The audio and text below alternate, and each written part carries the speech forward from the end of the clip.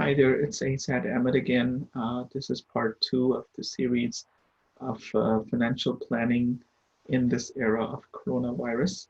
As we see, today is March 29th. It is getting, worse day by day. The news we get are not good news at all. But we need to be prepared for this new, world situation. And the world situation affects our own personal financial planning as well. A lot of things we should have done before, but now it's more important. In my previous discussion, we talked about having a list of assets and liabilities ready and available for your family and for yourself also. It's good to do that anyways once a year. It's important for you to be also know where you are standing in terms of your net worth and your overall cash situation. So hopefully your net worth increases every year.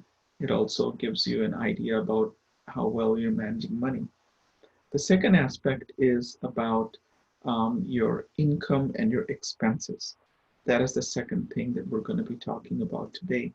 And I like to share with you this um, monthly budget template, which is very useful to plan for your monthly expenses and income. So you may have some projected or planned monthly income. You're working at a job and usually you get $5,600 income a month, and you have some other side job you're doing extra. You're expecting to get 400 from there. So 6,000 is your expected total monthly income. But in this month, you actually, you worked a little overtime, you got some extra money, and you did better on your side job also. And so you made actually 6,300.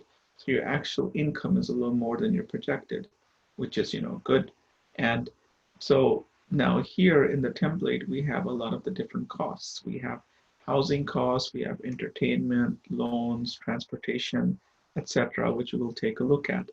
So in order to fill out this template, you need to go to each of these and indicate, for example, the mortgage you're paying out or rent, which account is it coming from? TD account number, put in the number, and also put in the date, which date it comes out. So maybe let's suppose it's coming out on the first of every month. So, or if it's biweekly, then it's, two times whatever it is biweekly. You can put like the dates there. So this is the first thing. And of course, the other bills, some bills are like monthly. For example, the phone bill, it's coming out of your Visa account automatically every year. Every month. The Visa ending in 0174 from RBC on the 5th of every month. Your electricity bill, suppose it's an online bill, you're doing online bill payment. You get the bill in the mail and you're doing it online through Interac, bill transfers, bill payments. Um, then same thing, gas, water, cable, all of these are your home expenses. So in this way, you can, total it up also. And if you also want to see what is your actual cost for each of these, you can also, see here total, you can sum it up and it will give you a sum here. Or if you want to find out what is the average cost, but that doesn't really make sense at this stage. You can see here, usually, sum is the best thing to look at, of course, in this situation. And you can see that, so there you can see the difference is coming out as this way. So same thing here for everything. You should be putting down what are the payments. So for example, for your vehicle, if you're paying $500 a month for that, if you have bus taxi, your insurance for your car, maybe you're paying $120 insurance for that. And then your projected is what, there's no difference. You can't, some things are fixed. You cannot change the expenses, obviously. Like insurance, you have to pay insurance. It doesn't matter. It's not based on your consumption. So there won't be any difference in projected and actual. Some things you can control, like your fuel cost. You can plan for that, okay, I'm going to spend $250 on fuel. And if you end up paying more, 275, then it's going to show as a difference, a negative difference. And if you end up paying less, then you'll get a positive number there. The difference will be less. So in this way, you need to, like, these are, of course, your payments are going to go, there's no real bill for that. But for whatever you have a bill, like a vehicle payment paying out, for each bill, you need to put in from which account it's coming from and what date it's coming out. This is important for you and also for your family. If anything happens to you, if you become sick or anything else happens to you, God forbid, your family needs to know what are the bills that need to be paid from which account on which date, right? So this helps them to plan accordingly based on your situation. And then there's also, of course, bills for the insurance, which are also very important. For example, let's suppose there's a life insurance that you're paying monthly for it. You're paying $300 a month for life insurance. And this is a critical thing, of course. If you become sick or something, which account is it coming out of, what date it is? Usually there's only like, if it's a term policy, there's only like 30 days grace period for policies. And if you're not on time, then your life insurance can lapse. And then unfortunately, your family will not get the money.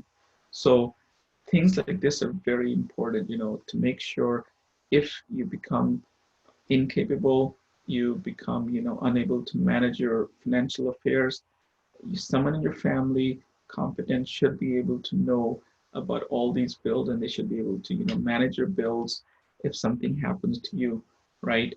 So this template is very useful. You can fill it out and it will give you the total cost, what you planned and what you actually did. So you can also see how much money you need still, even if your income, something happens to your income, then your is your family able to cover that cost? If you need $5,000, $6,000, $7,000 a month and your income stops, does the family have enough available? So that's why you need to see in your assets, do you have liquid assets available, which the family can encash quickly and use that accordingly. So this is the concept of making a personal budget. And based on this, then you can see what is the income and what the expenses, and then the shortfall, what is the difference between the projected or planned income minus expenses and the actual income minus the expenses.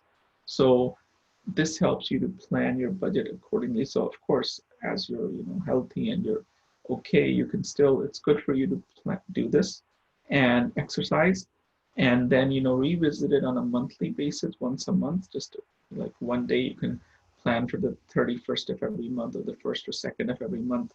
You would go through this, look at your bills, and update this on a monthly basis.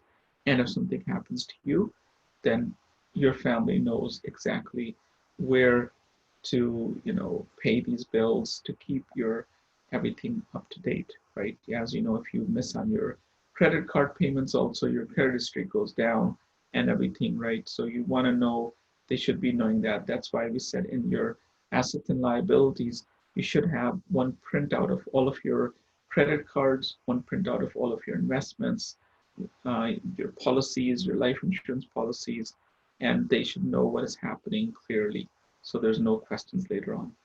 So hopefully this has been useful for you to plan for your monthly expenses. This Excel sheet is free, available on Excel. If you want me to email it to you, I can email it to you. Or if you search under templates, you can find this. There's no issue. You can send me a text message or an email and I will send it to you. Okay, have an excellent day, and hopefully this has been useful and you can use this in your daily life. Bye for now.